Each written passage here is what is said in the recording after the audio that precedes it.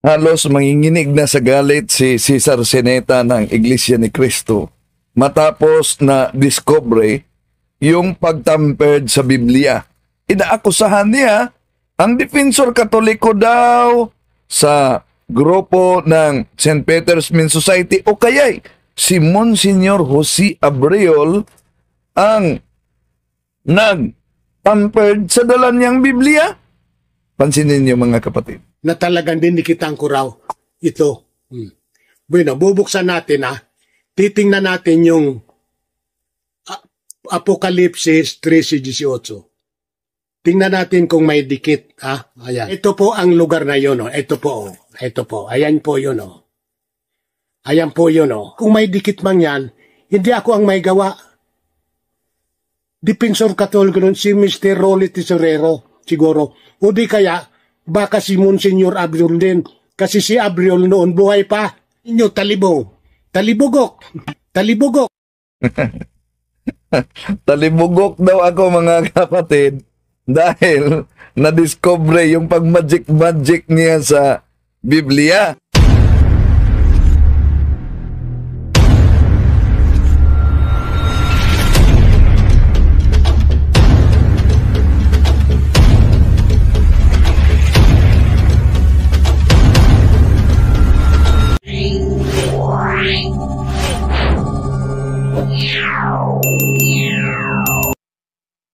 Muli, itong inyong lingkod, Brad Wendell Talibong, makasama ninyo sa pagkakataong ito. At kung bago lang kayo, inanyayahan natin ang ating mga kapatid na mag-anyaya din sa mga kapatid ng Katolikong magsubaybay. Huwag kalimutang mag-like, huwag kalimutang mag-subscribe at pindutin ang bell button para updated kayo sa ating talakayan mga kapatid. Makita natin na piko na si Sinieta. Talibubo daw ako. Na talagang dinikitan ko raw ito. Bueno, bubuksan natin titingnan natin yung Apokalipsis 13:18. Tingnan natin kung may dikit. Ayan. Ito po ang lugar na yun. Ito po. Ito po. Ayan po yun. Ayan po yun. Kung may dikit man yan, hindi ako ang may gawa. Defensor Katoliko nun, si Mr. Rolly Tesorero, siguro. O di kaya, baka si Monsignor Abreu din. Kasi si Abreu noon buhay pa. Inyo, talibong. Talibugok. Talibugok. So, halatang napiko na yata si Sinieta. Tinatawag na akong talibugok. Na talagang dinikitan ko raw ito. Muli nating tatalakayin itong pahayag ni Mr. Cesar Sinieta kasi sabi daw niya, sasalin daw ni Jose Abreu ang nasa Apokalipsis 13:16. Yung nakasulat daw doon ay itong phrase na sa kanang gamay at sa noo. At yan po yung ginagamit niya para tuligsain ang Iglesia Katolika tungkol daw sa sign of the cross na yan daw ay tanda ng Antikristo. Eto, panoorin muna natin yung kanyang naging pahayag noon. Eto. Kapatid, halimbawa, hindi o ang ginagamit at talaga, saan? Deuteronomio Kapitulo 6, versikulo 8 sa dating Biblia. At inyong itatali sa pinakatanda sa inyong kamay at magiging pinakatali sa inyong noo. At ang ginagamit dito mga kapatid, hindi o.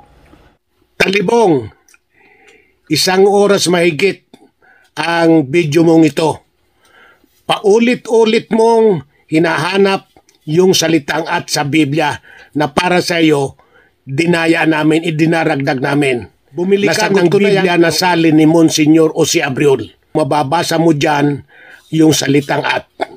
Mababasa mo dyan na pinatatakanan niya ang mga nadaya sa kanang kamay at sa noo. Sa kanang kamay at sa noo. Sa kanang kamay at sa noo. Yan po yung pahayag noon ni Mr. Cesar Sinieta sa kaniyang naging video sa kaniyang channel mga kapatid. dito, mga kababayan, napatunayan na po natin noon na mali itong pahayag na ito ni Cesar Senieta. Ito balikan natin yung nadiskubre natin sa salin ni Jose Abriol sa Apokalipsis 13:16. Ito po, mga kababayan.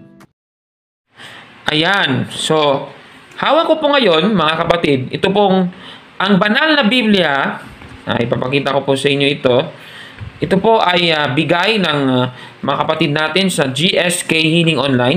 Ito ay ipapakita ko po sa inyo, mga kapatid. Ito pong ang banal na Biblia, kung inyo pong nakikita dito, may nilobstat ni Monsignor Mario Baltasar, imprimator ni Rufino Cardinal Santos, may reimprimator ni Jaime Cardinal Sin. Ito po ay ating babasahin.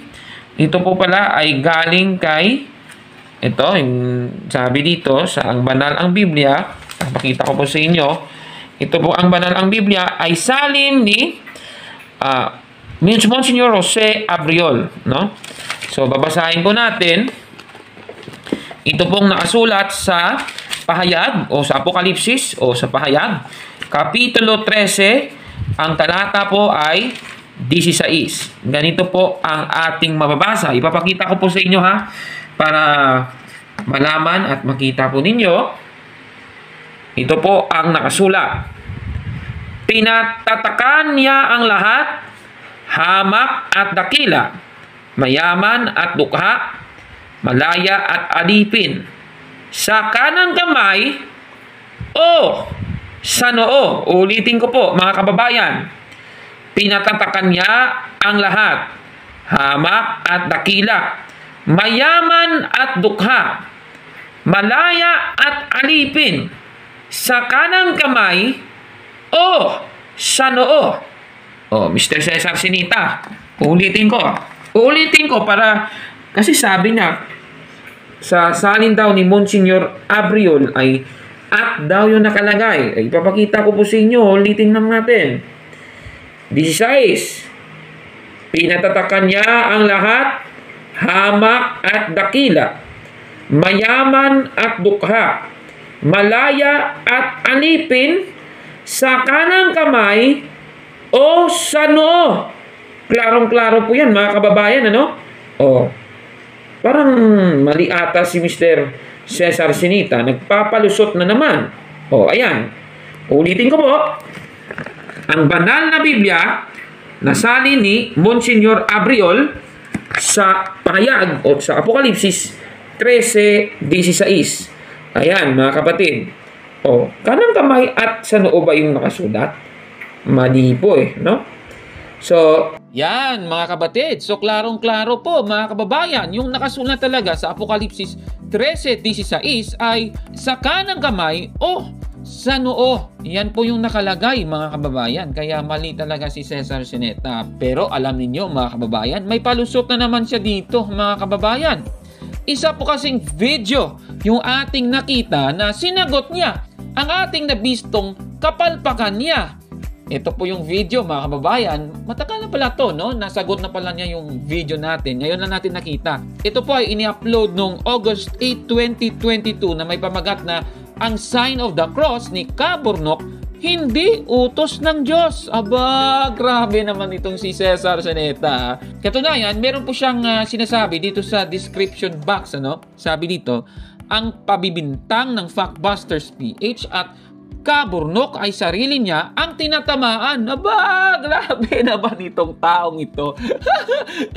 Tayo pa daw yung natatamaan. Klarong-klaro na nga nakalagay sa kanang kamay o sa noo. Grabe talaga itong taong ito.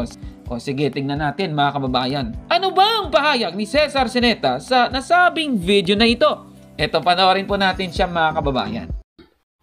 Kumusta ko rin po si Kaburnok at ang Factbuster team.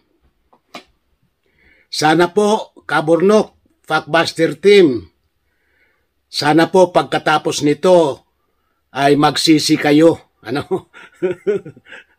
Magsisi ka sana, Kaburnok, sa mga ginawa mong pagaglahi sa akin pagkatapos nitong bidyong to. Ano po? Para naman maawa ang Diyos na buksan ang inyong mga isipan at ang inyong mga puso at makilala nyo na ang katotohanan at makaunawa na kayo ng katotohanan. Ay, nako, grabe naman yan mga kababayan ha. Ayon po kay Cesar Sineta, sana daw magsisisi daw ako dapat sa pag-aglahi kay Cesar Sineta pagkatapos ng kanyang naging video na ito. Yung pag-aglahi, alam naman natin, pangungutya daw natin sa kanya, pagmamaliit daw natin sa kanya. Aba, grabe naman itong taong ito, no? At sino pa daw ang nagdagdag at nagbawas ng nasa Biblia? Kahit na totoo naman, ano? Siya naman talaga itong nagdagdag at nagbawas ng nasa Biblia, yung Apokalipsis 13:16, dahil sabi niya daw, yung nakasulat daw dito sa salin ni Abriol, sa kanang kamay at sa noo. Yan daw yung nakasulat. Pero sa katotohanan, napatunayan po natin na sa kanang kamay o sa noo yung nakasulat. Sino pa daw yung nagdagdag at nagbawas ng nasa Biblia sa lagay na ito? Ito, panoorin natin yung kanyang pahayag, mga kababayan. Hindi po ako nagdaragdag at nagbabawas ng nakasulat sa Biblia. Ang nagdaragdag at nagbabawas sa Biblia ay ikaw. Kaya yung binasa mo sa Apokalipsis na hindi magmamana ng kaharian ng Diyos dahil sa pagdaragdag at pagbabawas, sa iyo po tumatama yun. Grabe talaga itong si Cesar Sineta, ituturo pa niya sa atin. Sabi niya, hindi raw nagbawas at nagdagdag sa nakasulat sa Biblia itong si Cesar Sineta, at kay Kaburnok daw tumatama ang sinasabi ng Biblia na hindi daw magmamana sa kaharian ng Diyos dahil sa pagbabawas sa nakasulat sa Biblia. At syempre, yung konteksto niyan ay nakasulat po sa Apokalipsis 22:18 na ang nakalagay, sa sino mang magdaragdag sa nilalaman ng aklat na ito ay daragdag ng Diyos sa kanya ang mga salot na nakasulat dito. Ngayon, hayaan natin siyang magpakita ng ebidensya na ang nakasulat daw sa salin ni Abriol sa Apokalipsis 13:16 ay sa kanang kamay at sa noo, na kahit yung totoo naman talaga sa kanang kamay o sa noo. Ito, pakinggan natin yung kanyang pruweba daw. Yung o at saka at ay parehong nababasa yun sa Apokalipsis 13:16 at saka sa Apokalipsis 14:9. Lalong-lalo na po sa Biblia ng Katoliko na salin ni Monsignor Jose Abriol. Mababasa mong kapwa yun. Pareho yung at saka o nababasa sa Biblia. Aba, grabe naman itong taong ito, mga kababayan na. Sa kanya pong ipinakita, ayan po, nakikita niyo sa screen, yung Abriol na salin noong 1968, yung kanyang ipinakita at yung kasulat daw, ay etong sa kanang kamay at sa noo. Suriin nga natin yung kanyang ipinakita, mga kababayan. Ayan, nakikita niyo sa screen, ano? Dapat mapansin nyo po ito, mga kababayan. Yung at doon sa kanyang Biblia. Ayan, nakikita ninyo, mga kababayan. Sana ay napansin nyo rin yung napapansin ko. Mapapansin, mga kababayan, na dinaya niya talaga ito. Ayan, nakikita ninyo. Parang tinakip na, merong tinakip doon at nilagay niya yung salitang at doon, mga kababayan. Ano? Grabe talagang mandaya, ano? Halatang minagic niya talaga ito, mga kababayan. Ano ang patunay na talagang dinoktor niya itong nakasulat na ito, mga kababayan? Ito, yung kanyang pinakita, mga kapatid, ano? Yung salin ni Abriol na inilimbag noong 1968. Ayan, nakikita niyo sa screen. Ako, meron din akong kopya ng 1968 na ang banal na Biblia ni Jose Abriol. Ito, ipapakita ko po sa inyo. Yan po yung aking kopya, no? Yung 1968 edition ng Biblia ni Abriol. Ayan, ipapakita ko po sa inyo. At heto, nakikita nyo sa screen ang nakasulat sa Apokalipsis 13:16 at ang nakalagay talaga, sa kanang kamay, sa noo. Diba? Grabe naman itong si Cesar Sineta, mga kababayan. Huling-huli ka, matanda. Nako ha. Grabe talaga. Minagic pa talaga niya para magbukhang totoo ang kanyang mga sinasabi.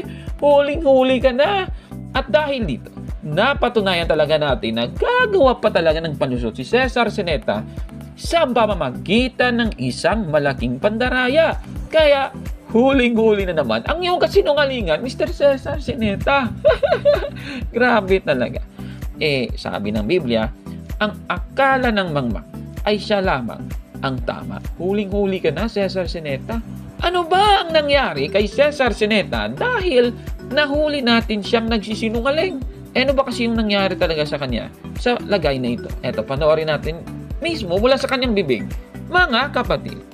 Ngayon, ako naman po, ang masasabi ko lang po sa mga Katoliko, ang turo po ni Kristo, para malaman mo kung ang diablo o demonyo nakatira sa tao, pagka ang tao po nagsisinungaling na, ayan, may demonyo na sa katawan niya. Yun ang sabi ni Kristo. Basta ang tao nagsisinungaling na, asahan mo yan, ang diablo ay nasa katawan niya na. Madali pong malaman kung ang tao may demonyo. Yung sundin mo, paniwalaan mo yung sinabi mismo ni Kristo. Pagka nagsisinungaling na ang tao, sigurado yan, may demonyo na yan. Si Kristo may sabi niya na, kung ang demonyo ay nakatago na sa katawan ng tao, sinungaling yung taong yun.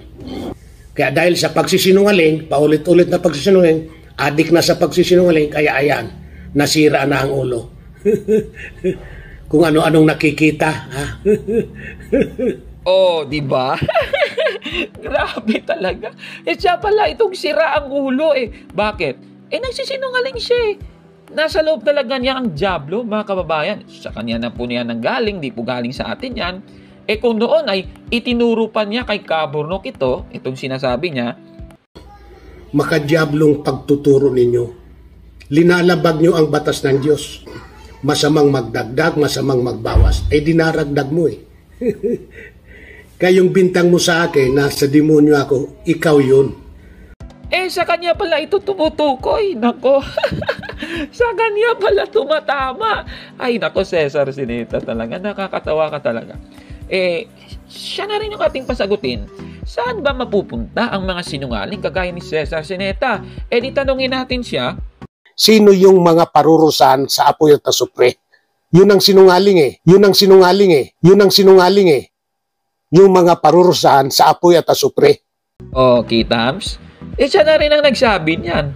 At nasa Biblia yan, mga kababayan. Sa lahat ng sinungaling, mapupunta sa lawa na nagliliyab na apoy at asupre. At ito yung ikalawang kamatayan. Huling-huli ka na, Mr. Cesar Sineta. Kaya sa sinasabi mong ito, huling-huli ka. Palpak ka talaga, kaya busted yan, mali. Nako, palpak, sinungaling. Grabe talaga. Grabe talaga. Para lang mapalabas na tama siya, kailangan pa niya mandaya. Nako pero ayon sa kanya, mga kapatid, wala daw problema kung ang nakasulat ay at o di kaya ay o. Dahil pareho lang daw yun. Ito, panoorin natin yung kanya na namang isa pang palusot. Sa kayang o sa kaat, conjunction words yan. Na yan ay ginagamit para pagkonektahin ang dalawang salita. Kahit gamitin mo yan na conjunction words na and or at saka yung or, ay hindi na babago yung dalawang salitang pinagkonekta. Halimbawa, orange at mangga. Mangga at orange. Ayan. Mangga o orange. Hindi na babago yung kahulugan ng mangga, hindi rin nababago yung kahulugan ng orange. Yung orange ay orange, yung mangga ay mangga pa rin. Kahit gamitin mo yung salitang at saka yung o. Wala pong nababago dyan. Yung salitang at saka o, kapwa mababasa mo sa Biblia yon. Ayon po kay Cesar Sineta, mga kababayan, sa ating napanood, kahit gamitin ang at saka yung o, wala namang magbabago daw diyan, mga kapatid. At nagbigay siya ng example, itong mangga at orange. At saka mangga o orange, parang pareha lang naman yun. Sabi niya ganon, mga kapatid. Suriin niya natin yung kanyang sinasabi, mga kababayan. Alam naman natin, yung English ng salitang at ay and, at yung English ng salitang o ay or. Kung sa English pa, itong mangga at orange at mangga o orange ay mango and orange at saka mango or orange. Tanong, itong dalawang phrases na ito ba ay wala bang pagkakaiba sa dalawang ito? Suriin nga natin, mga kababayan. Babasahin natin ang isang aklat, A Practical Grammar of the English Language, na isinulat po ni Edward Hazen. Yung babasahin po natin, yung 1844 edition, sa pahina 172. Ito, ipapakita ko sa inyo. Iyan po yung original na nakalagay. Yung gagawin natin, isasali natin sa Tagalog. Ganito po ang ating mababasa. Ang mga conjunction o pang-ugnay ay nag-uugnay ng mga predikasyon, parirala, pati na rin ang mga salita na may parehong kaugnayan sa iba pang mga salita o pagkakaugnay ng mga salita. So yan po yung conjunction na kanyang sinasabi na parehas daw na conjunction pareha din daw yung meaning. Aba, ganun ba yun? So yan po yung conjunction. Ngayon, punta naman natin sa pahina 175. Ganito po yung ating mababasa. Yan po yung original. Yung gagawin natin, isasali natin sa Tagalog. Ganito po ang nakasulat. Additive conjunctions. Halimbawa, and as well as, also, likewise, to, that, farther, further, furthermore, besides, nay, moreover. Ang mga conjunction na ito ay nagpapahiwating ng karagdagan sa maaaring nauna. Ay maliwanag mga kababayan, ang salitang and, o sa Tagalog ay at, ay ginagamit po para idagdag ang pangalawang salita sa unang salita. Parang ganito, no? So, example niyan, mangga at orange. Yung orange, yan yung pangalawang salita. Nilagay mo yung salitang at sa gitna kasi idadagdag mo yung salitang orange doon sa salitang mangga. Ibig sabihin, yung mangga at yung orange, silang dalawa yung kailangan kung ano yung gagamitin sa dalawang ito, mga kapatid. Yan po yung ibig sabihin nito. Yung paglalagay ng salitang at sa gitna, mga kapatid. Ibig sabihin, nagpapahiwatig ito na ang mangga at orange ay sabay na ginagamit dahil sa salitang at, mga kapatid. Paano naman yung o sa English ay or? Babasahin naman natin sa page 175 pa rin. At ito po yung nakasulat. Yan po yung original na nakalagay at isasalin natin sa Tagalog. Alternative conjunctions. Halimbawa, or, nor, else, otherwise. Ang mga conjunction na ito ay nagpapahiwatig ng alternatibo sa maaaring nauna o sa kasunod pa. Maliwanag, alternatibo, ibig sabihin, ang salitang or o sa Tagalog ay o ay ginagamit para maging alternatibo ang pangalawang salita sa naunang salita. Halimbawa, itong mangga o orange, yung unang salita ay mangga at yung pangalawang salita ay orange. Yung o, kung inilagay mo yan sa gitna, ibig sabihin, pipili ka. It's either mangga o orange yung iyong gagamitin. Nilalagay po yung salitang o para matukoy na yung salitang orange ay isa sa mga options aside sa salitang mangga, mga kapatid. Alternative option po yan.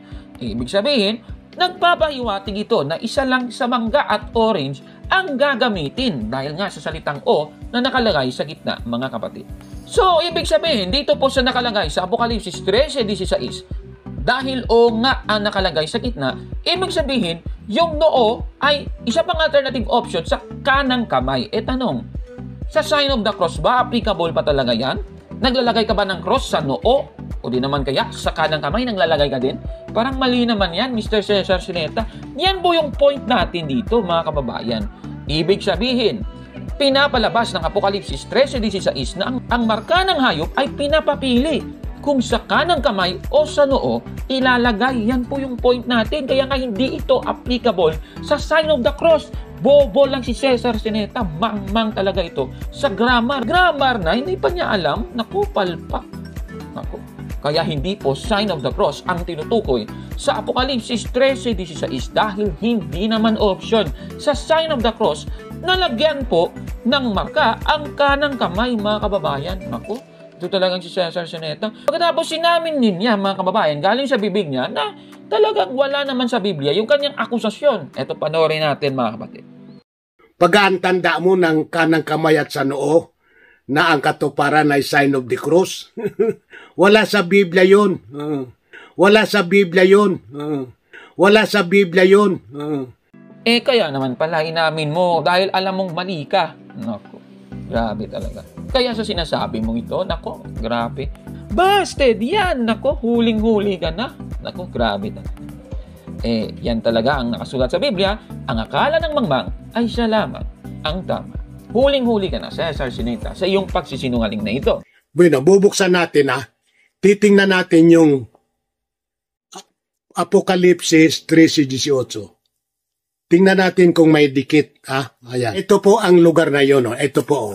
Ito po. Ayan po yun. Ayan po yun. Kung may dikit man yan, hindi ako ang may gawa. Defensor Katoliko nun, si Mr. Rolly Tesorero, siguro. O di kaya, baka si Monsignor Abriol din. Kasi si Abriol noon buhay pa. Inyo, talibong. Talibugok. Talibugok. Yan mga kapatid. Inakusahan niya din ang nagdikit ay si Monsignor Jose Abriol ang nagdikit sa Biblia. Nadala niya. Ay, nako, ito si Tatang Sineta talaga. Biblia ang ginamit ko. Ayan Ayan Ayan Ito daw ang kay Monsignor Jose Abriol, mga kapatid, na wala talagang dikit o mano. Yun ang palusot niya, walang dikit. Kaya gusto niyang ipalitaw na kasinungalingan yung inilabas namin ni Kabornok na may dikit dahil busted na busted siya dito. Nakita nyo ba? Napansin nyo ba? Di ba yung letrang O sa nakasulat may ginupit na at idinikit sa O. Napansin nyo ba yan, mga kapatid?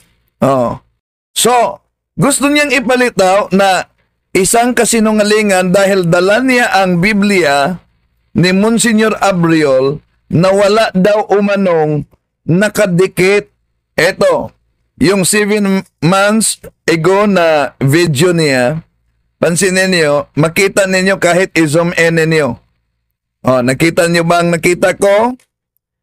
Tingnan niyo sa video niya na ngayon nagpalabas siya ng Biblia, wala talagang dikit. Pero pansinin niyo yung ginamit niya na ang title, ang Sign of the Cross ni Kabornok, hindi utos ng Diyos. Pansinin niyo, 7.28, mga kapatid, ito ang makita. Nakita niyo ba ang letrang at? Kita niyo? So, meron siyang palusot. Kung dinikitan man o mano yan, hindi siya ang nagdikit. Defensor Katoliko. Ano makuha naman ng Defensor Katoliko kung dikitan niya yung Bible na yan pagkatapos ibigay sa kanya? Kung hindi man o mano, si Monsignor Abriol, dahil si Monsignor Abriol buhay pa o mano sa taong iyon na ibinigay ang naturang Biblia na nasa kanyang kamay. Eto ba nakalimutan mo ba yan? Yung O at saka at ay parehong nababasa yun sa Apokalipsis 13:16. Ikaw ang naglabas. Imposible naman. Wala kang nakita na may tinakpan. Wala talaga umano siyang nakita. Balik natin. Yung O at saka at ay parehong nababasa yun sa Apokalipsis 13:16 at saka sa Apokalipsis 14:9. Ayan, mga kapatid. Napansin niyo ang letrang at diyan sa inilabas niya. At para matakpan, ito kanyang pahayag. Halos tuwing linggo po ay iniimbita na ko ron na magsalita. Halos tuwing linggo o mano, yung anti-Catholic iniimbita na magsalita. Okay, tuloy natin. Kaya yung mga Defensor Katoliko doon, yung St. Peter Men's Society, ay mga kaibigan ko na. Ito po, bigay po ito sa akin nung Pangulo noon si Rolly Tesorero. Ang totoo, may pirma pa ito niya Ayan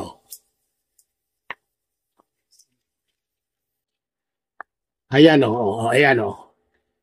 Mayroong pang pirma niya sa taas pa yan Rolly Tesorero.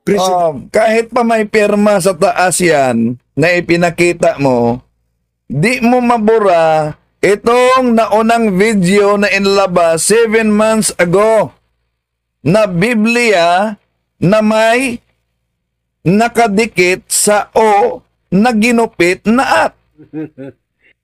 Yung O at saka at ay parehong nababasa yun sa Apokalipsis 13:16 at saka sa Apokalipsis 14:9. Oh, see? Doon makita, malinaw, pinakita talaga niya at doon naklaro yung ginupitan na litrang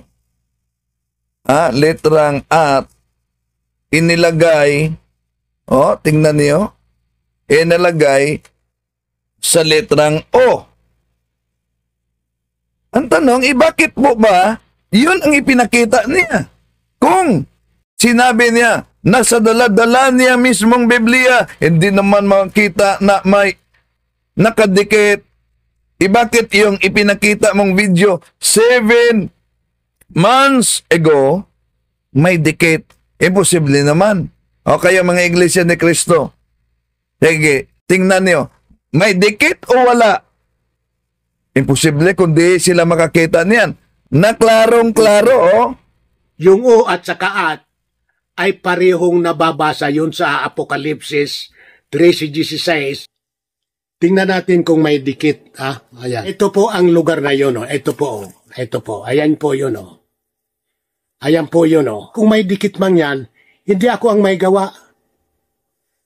Defensor Katoliko nun si Mr. Rolly Tesorero siguro. O di kaya, baka si Monsignor Abriol din. Kasi si Abriol noon buhay pa. Inyo talibugok. Ito po, mga kaibigan, ang Biblia ginamit ko. Nanginginig na sa galit si Nita. Talibugok daw. Bakit? Kung tatawagin mo akong talibugok, ito po bang nauna mong paggamit sa klarong-klarong may dikit? Mabura ba yan? To make his message known is our responsibility.